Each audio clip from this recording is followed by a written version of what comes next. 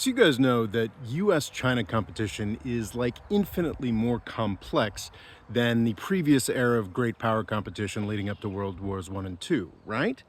I think this gets lost a lot. I think I'm guilty of this. I wrote a whole book comparing US hegemony to British hegemony. I think there's absolutely a lot of parallels that continue to be worth drawing out and pointing attention to. But that does not mean that the world of the 1800s, early 1900s is at all the same as it is here in the 2000s, the 2020s. It's incredibly different. It's not as silly as comparing the United States to like Rome or classical examples, but it's still pretty silly.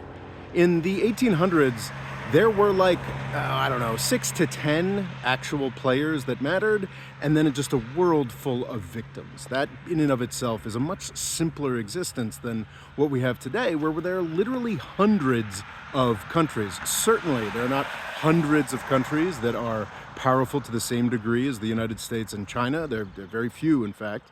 But each and every single one of those countries does have its own stake in the game in a way that was simply not possible in the 1900s.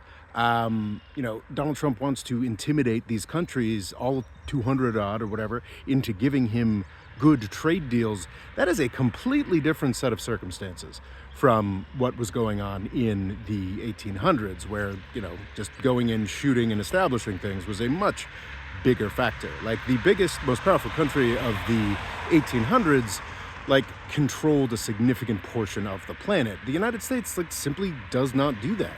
We have all kinds of levers that we use to exert power, but it's just fiendishly complicated. It's much, much more complicated.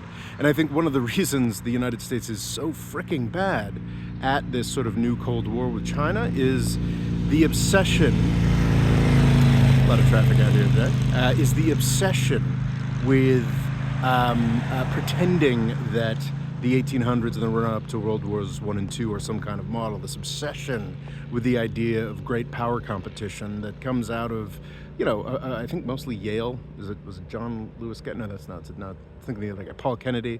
Like this deeply, deeply outmoded idea of what great power competition actually is. It's just a lot more complicated than we are acknowledging in any of our discussion of foreign policy.